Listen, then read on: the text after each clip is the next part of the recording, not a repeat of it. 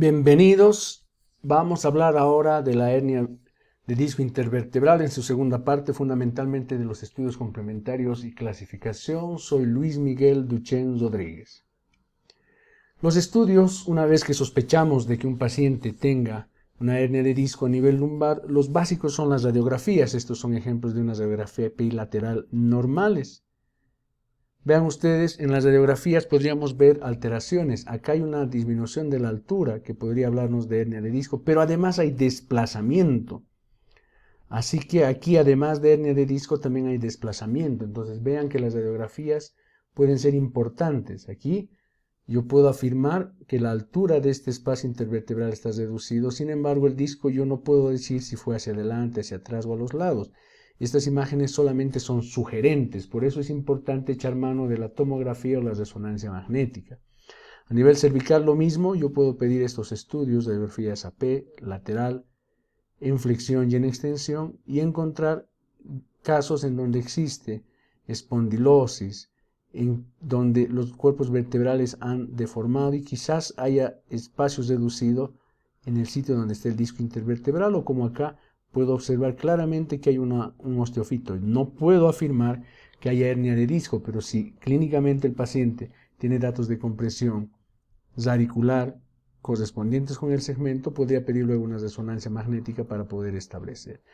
La clasificación ha sido siempre tema de controversia porque ha habido muchos términos y no es a través sino de la Task Force en donde ya se ha establecido diferentes términos para poder hablar de forma correcta y para que nos entendamos. Este es un esquema de un disco intervertebral sano en un corte axial con el espacio por donde pasan los nervios, un corte sagital que deja el conducto saquídeo libre y un corte coronal. Esta es una resonancia magnética de un paciente sano, discos intervertebrales, con esta imagen hiperintensa al medio e hipointensa alrededor, que respeta el ligamento longitudinal común posterior. Aquí en un corte axial se ve el conducto por donde pasan los nervios, las raíces nerviosas, las facetas y los decesos laterales normales. Hablamos de abombamiento discal cuando este disco tiene esta configuración, un poco de abombamiento. Nuevamente aquí un abombamiento, 2 y 3, en un disco que tiene estas características. Este es un abombamiento discal. Hablamos de hernia discal protruida cuando tenemos una imagen como esta. Vean, aquí el disco ha protruido hacia el conducto saquídeo. Este es un ejemplo de una hernia discal protruida. La hernia discal extruida tiene un importante segmento del disco intervertebral hacia el conducto saquídeo y tiene un pedículo mucho más delgado que el volumen que ha entrado dentro del conducto saquídeo. Vean ustedes una hernia discal extruida. Esta es una hernia discal extruida. La hernia llamada secuestro o migrada es cuando un fragmento del disco ha dejado de tener su comunicación con el resto del disco intervertebral y se encuentra secuestrada, generalmente detrás del cuerpo vertebral. Este es el secuestro discal. Esta es la hernia intravertebral o desmor. Vean que el disco se ha metido al propio cuerpo vertebral, un ejemplo en una tomografía, y aquí en la resonancia vemos un caso que tiene 1 o 2 muy claros discos intravertebrales o desmor. También se pueden clasificar por su localización. Si entendemos que este es el disco y esta es la región central, cuando hay un segmento del disco que ha protruido o se ha extruido por acá, hablamos de una hernia central. Cuando está acá hablamos de una paramediana o del receso lateral. Este es foraminal o subarticular y este es extraforaminal. Vean ustedes que estas tres hernias pueden comprimir a la raíz nerviosa del nivel, si estamos hablando de L4, L5 a la raíz L5. En cambio, la hernia extraforaminal va a comprimir a esta raíz, que es la que viene del segmento superior. Nuevamente, si estamos hablando del segmento del disco L4, L5, la raíz comprometida por la hernia extraforaminal va a ser la L4. Entonces, la hernia central la paramediana y la foraminal van a comprimir a la raíz L5, en el ejemplo del espacio L4 y L5, y la hernia extraforaminal a la raíz L4. Aquí tenemos algunos ejemplos: un disco sano, un abombamiento discal, una hernia discal central, una paramediana, una hernia foraminal y una hernia extraforaminal.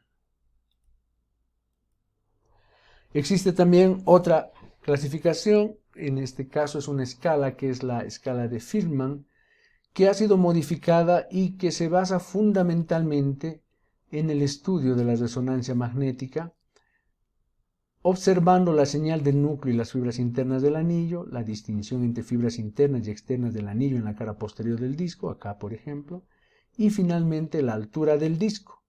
Tiene el grado 1, grado 2, 3 y así hasta el grado 8. Aquí tenemos un ejemplo de una resonancia magnética a nivel cervical normal, con los discos sanos, el espacio por donde pasa la médula y las raíces absolutamente normales. Y aquí tenemos ejemplos de hernia de disco a nivel cervical. En este caso tenemos el cuerpo de C2, C3, entre C4 y C5, una hernia discal que comprime la médula. Acá tenemos otro ejemplo, C2, C3, C4, C5, entre C6 y C7, una gran hernia extruida y otra protrusión en el nivel suprayacente, pero vean cómo acá comprime a la médula. Esto puede incluso condicionar una compresión medular, una mielopatía espondiloartrósica. Aquí otro ejemplo, C2, C3, C4, entre C3 y C4, una hernia discal que comprime el saco dural, pero también puede haber no solamente un componente discal que comprima el conducto raquídeo, sino que también puede ser un componente, por ejemplo, óseo. Aquí hay un osteofito, no tenemos disco ya, pero la degeneración ha condicionado la hipertrofia ósea, que está condicionando a su vez compresión. Este es un ejemplo de un caso peculiar que tuvimos en el centro. Aquí tenemos a un paciente que tiene una hernia de disco cervical, una hernia de disco torácica y una hernia de disco lumbosacra. Entonces, un caso de un paciente que tiene múltiples niveles de compresión, tanto a nivel cervical, torácico y lumbosacro.